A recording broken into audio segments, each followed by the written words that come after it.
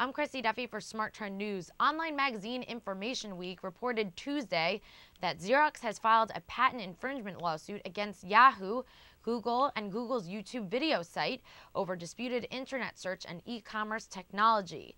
Xerox alleges that Google's AdWords and AdSense software infringe on its patent system for automatically generating queries.